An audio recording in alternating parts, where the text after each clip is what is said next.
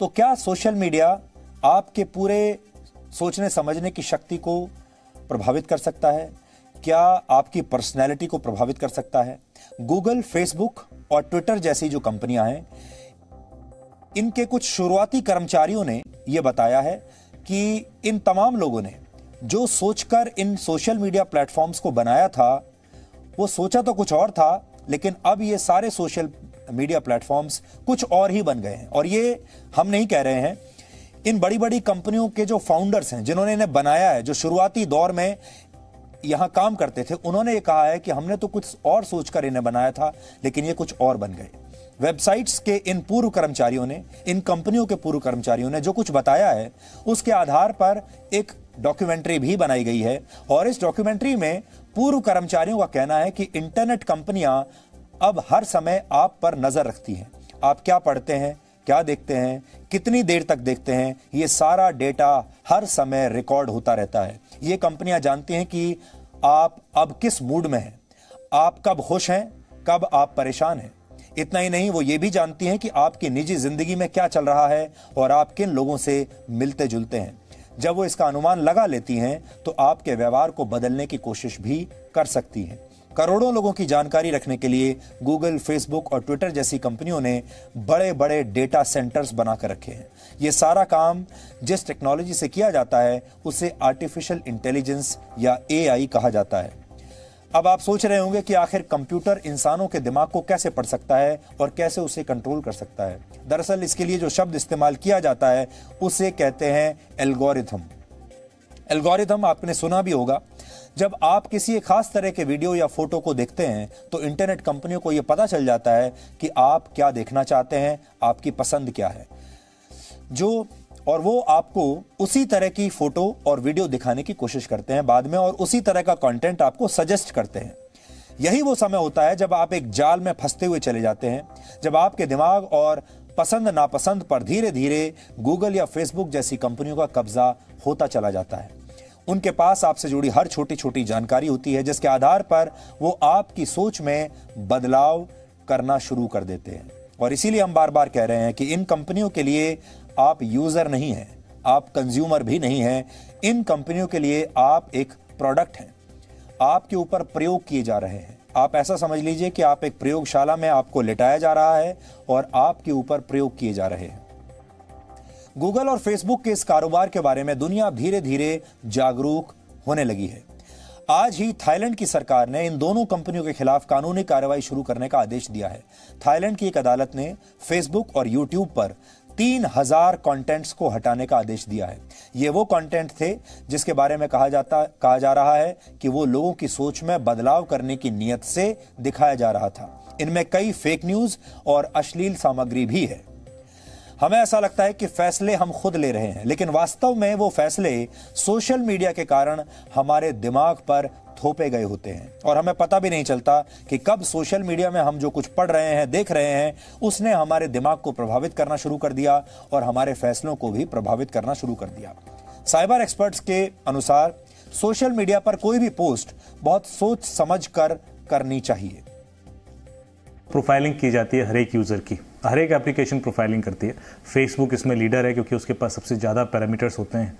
आप जो भी कंटेंट देखते हो, आपने कितनी देर देखा, उसको देख के लाइक किया नहीं किया, आपने कंटेंट बार बार देखा, आपने स्क्रॉल किया तो स्क्रॉलिंग भी रिकॉर्ड करता है कि आपने कहाँ रुके, कितनी बार स्क्रॉल किया, तेज़ी से कर लिया। आपकी साइकोलॉजी का पूरा प्रोफाइल उनके पास है, और उस वजह से वो जो डेटा पुश करते हैं वो बिल्कुल अलाइंड उसी तरीके से होता है कि आप देखना क्या चाहते हो या किधर आपकी वल्नरेबिलिटीज़ हैं जो आपको इग्नाइट कर सकती हैं, मैनिपुलेट करने में हेल्प कर सकती हैं। तो आपकी डिसीजन मेकिंग आपकी नहीं होती है, वो उस कंटेंट की होती है। जो हमेशा से कहता रहा हूँ कि हम जो हैं, हम उस हम उस इन्फॉर्मेशन का प्रोडक्ट हैं जो हमें फीड की गई है बचपन से। जो जो इन्फॉर्मेशन हमें मिलती जाती है, हम एक्चुअली वही बन जाते हैं। ये हमें रियलाइज नहीं होता, हमें लगता है कि हम अपने डिसीजंस ले रहे हैं, पर वो डिसीजंस हमारे नहीं होते, वो डिसीजन उस डेटा के होते हैं। किसी भी बड़ी सोशल मीडिया कंपनी के 3 प्रमुख लक्ष्य होते हैं। पहला लक्ष्य है एंगेजमेंट, यानी आपको सोशल मीडिया की आदत डालना, आपको एंगेज करके रखना और यह तय करना कि आप ज्यादा से ज्यादा देर तक उस सोशल मीडिया प्लेटफॉर्म पर बने रहें, उसे कंज्यूम करते रहें। आपने भी ये देखा होगा कि आपको सोशल मीडिया की आदत लग जाती है और सोशल मीडिया प्लेटफॉर्म जो भी हो, चाहे वो गूगल हो, फेसबुक हो, ट्विटर हो, यूट्यूब हो, वो ये कोशिश करता है कि एक बार अगर आप उसके प्लेटफॉर्म पर आ गए तो आप आसानी से वहां से कहीं और ना जाएं। वो आपको एक के बाद एक कंटेंट दिखाता चला जाता है, कंटेंट सजेस्ट करता चला जाता है, आपको बताता है कि किस आदमी ने, आपके किस दोस्त ने कोई फोटो अभी पोस्ट की है और उस फोटो में आपको टैग कर लिया है। फिर आपको पता चलता है कि आपके दोस्त ने एक फोटो टैग की है और जिसमें आपको टैग किया गया है। फिर आप उसे देखते हैं, देखने के बाद फिर रिएक्ट करते हैं, फिर आप उससे बातचीत करते हैं। यानी ये सारे प्लेटफॉर्म्स ये चाहते हैं आप ज्यादा से ज्यादा समय उनके प्लेटफॉर्म पर बिताएं, चाहे आप उसमें चैटिंग कीजिए, चाहे एक दूसरे को फोटो टैग कीजिए या फिर वीडियोस देखिए, कुछ तो करिए, लेकिन आप वहीं पर रहिए और अपना सारा समय आप वहीं बर्बाद करते रहिए। और इस दौरान आपने जो कुछ देखा वो आपके दिमाग को आपको बिना बताए प्रभावित करता चला जाता है। इसके बाद आता है ग्रोथ का लक्ष्य। इसमें वो कंपनी आपको ही अपने विस्तार का माध्यम बनाती है। आप अपने दोस्तों के साथ एक नेटवर्क बना लेते हैं और धीरे धीरे आपके और नए दोस्त, आपके और परिवार के नए सदस्य इसमें जुड़ते चले जाते हैं। यानी सारे के सारे लोग एक ही प्लेटफॉर्म पर आ जाते हैं। आपने देखा होगा आपके सारे दोस्त या आपका परिवार के सारे लोग कई बार फेसबुक पर हैं और लगातार वो फेसबुक पर एक दूसरे को पोस्ट लिखते रहते हैं, संदेश भेजते रहते हैं, फोटो भेजते रहते हैं। फिर आता है नंबर रेवेन्यू का, यानी आपके जरिए कमाई करने का। इसमें कोई भी इंटरनेट कंपनी आपको विज्ञापन दिखाकर कमाई कर रही होती है। आपको विज्ञापन दिखाए जाते हैं। जब आप उनके पूरे झांसे में आ जाते हैं, जब आप इस अंधे कुएं में प्रवेश कर चुके होते हैं और वहां से निकल नहीं सकते, फिर वहां पर आपको अलग अलग तरह के विज्ञापन दिखाए जाते हैं और उन विज्ञापनों का ये कंपनियां पैसा लेती हैं। तीसरी स्टेज तक आते आते आपके व्यवहार को फेसबुक जैसी कंपनियां पूरी तरह समझ भी चुकी होती हैं और पूरी तरह अपने कंट्रोल में ले चुकी होती हैं। इसे आप इंसान के दिमाग की हैकिंग भी कह सकते हैं। यानी अब आपके दिमाग की हैकिंग हो गई।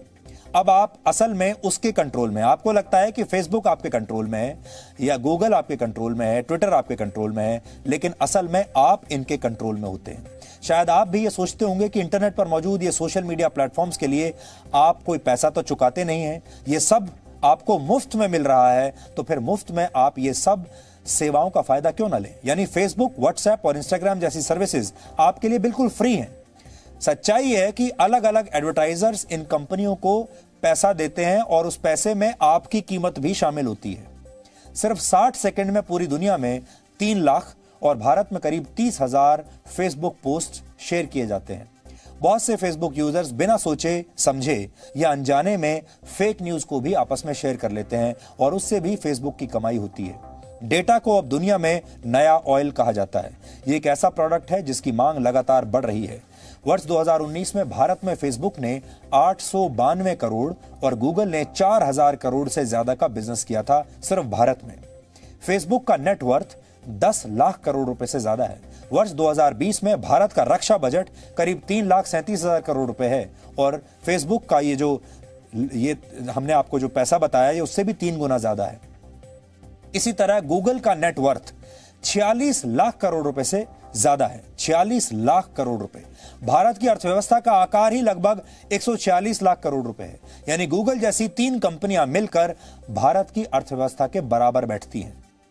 आप कह सकते हैं कि इन कंपनियों में मौजूद सुपर कंप्यूटर्स में आपसे जुड़ी इतनी जानकारी है जितना शायद आपको भी अपने बारे में पता नहीं होगा।